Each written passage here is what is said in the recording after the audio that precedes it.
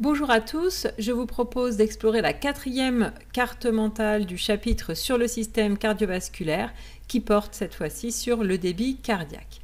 Alors voici la carte mentale en question avec ses 6 branches. La quatrième branche portant sur le débit cardiaque est celle qui nous intéresse. Nous allons définir pour commencer le débit cardiaque que nous noterons Q.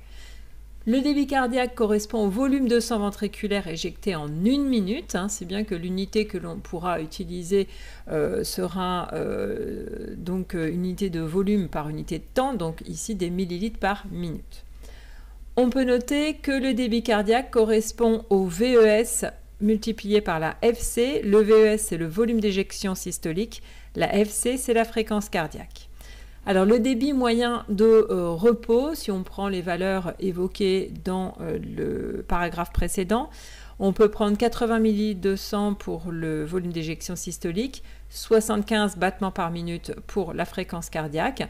On trouve un débit moyen de repos qui est donc de 6000 ml par minute, ce qui correspond à 6 litres par minute, c'est-à-dire que cela correspond au volume sanguin total. Alors, lors d'un effort, le débit cardiaque va augmenter. En fait, les deux paramètres, la VES et la FC, vont tous deux augmenter. On peut noter que la fréquence cardiaque peut augmenter jusqu'à un maximum.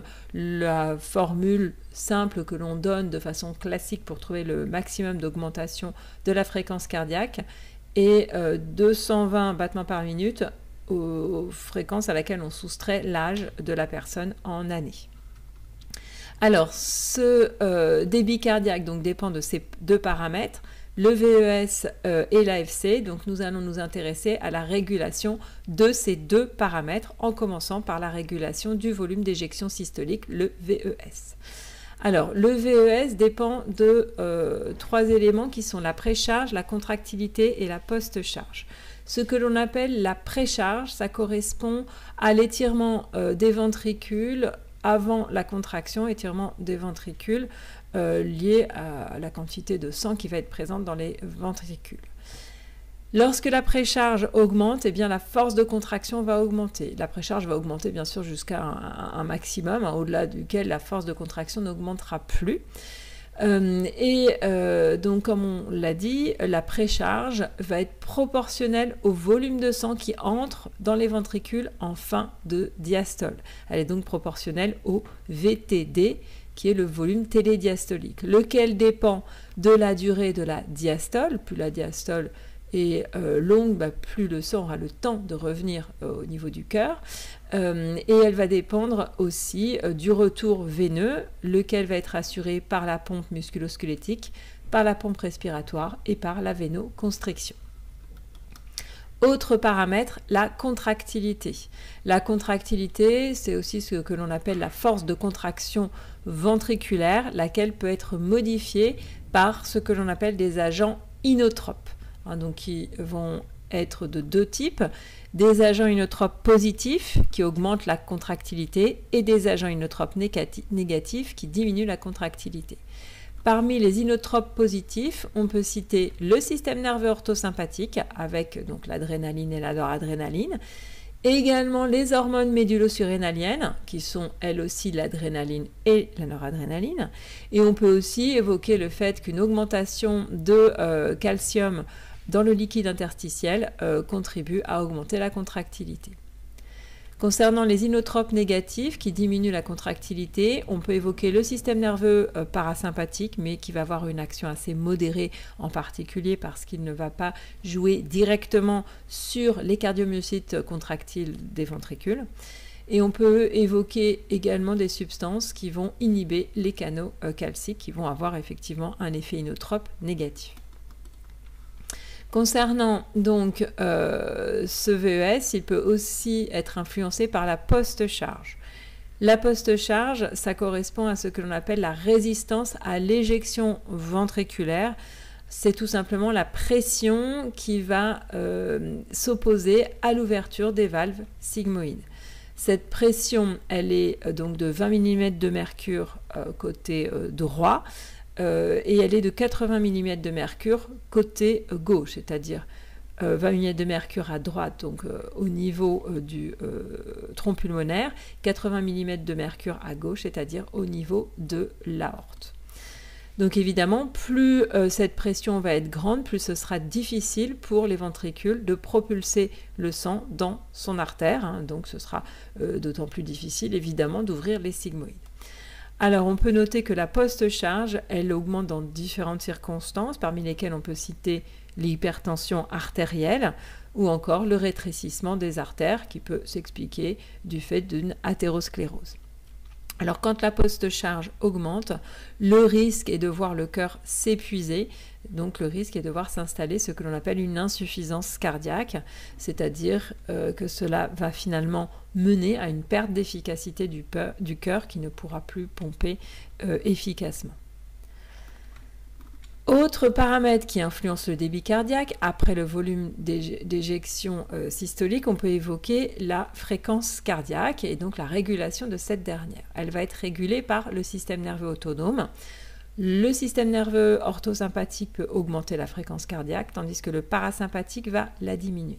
Les hormones peuvent également avoir un impact sur la fréquence cardiaque. On peut évoquer des hormones qui l'augmentent, par exemple les hormones médullosurrénaliennes, adrénaline, noradrénaline, ou encore des hormones thyroïdiennes, en particulier la T3 et la T4. D'autres facteurs vont avoir un impact sur la fréquence cardiaque. On peut évoquer l'impact de certains ions, par exemple une augmentation de la quantité de calcium dans le liquide interstitiel va contribuer à augmenter la FC. Autre paramètre, l'âge. L'âge va diminuer la fréquence cardiaque. La fréquence cardiaque diminue tout simplement avec l'âge. Le sexe va avoir un impact. La fréquence cardiaque chez les femmes est supérieure à la fréquence cardiaque chez l'homme. La fièvre peut avoir un impact, elle va augmenter la fréquence cardiaque et l'entraînement physique va aussi avoir un impact, il va tendre à diminuer la fréquence cardiaque du fait d'une augmentation de l'efficacité du cœur qui va donc être plus fort et qui va surtout jouer sur le volume d'éjection systolique. On peut en dire un petit peu plus sur le système nerveux autonome. Il existe donc au niveau de l'encéphale, plus exactement au niveau du bulbe rachidien, des réseaux de neurones qui vont s'occuper des paramètres cardiovasculaires. Donc là, c'est plutôt l'aspect cardio qui va nous intéresser. Nous en dirons plus sur l'aspect vasculaire dans le paragraphe qui portera sur les vaisseaux sanguins.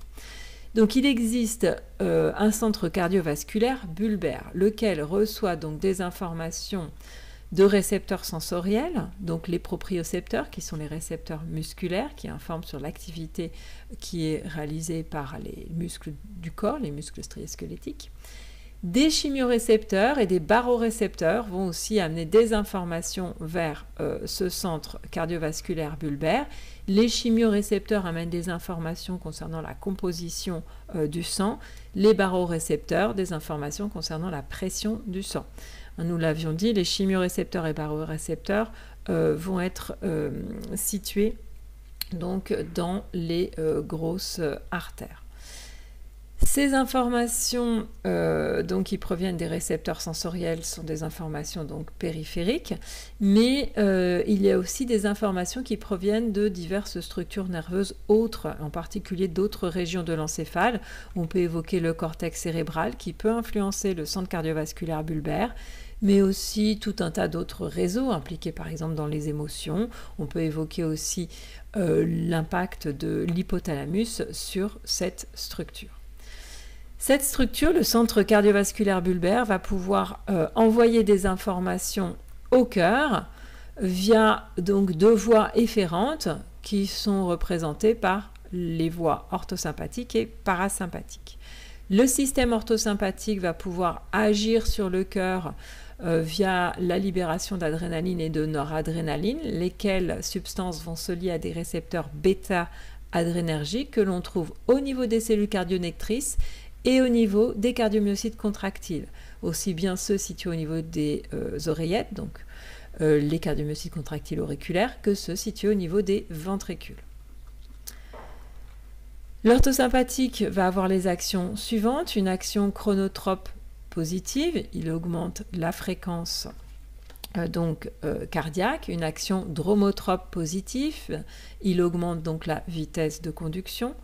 Une action bathmotrope positive, il augmente l'excitation, et inotrope positive, il augmente la force.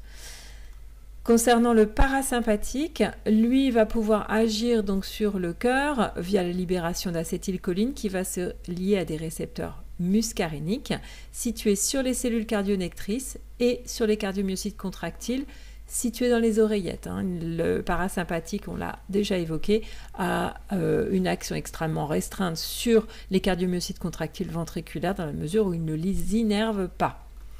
Les actions du parasympathique sont les suivantes. Il est chronotrope négatif, il diminue la fréquence cardiaque. Dromotrope négatif, il diminue la vitesse de conduction.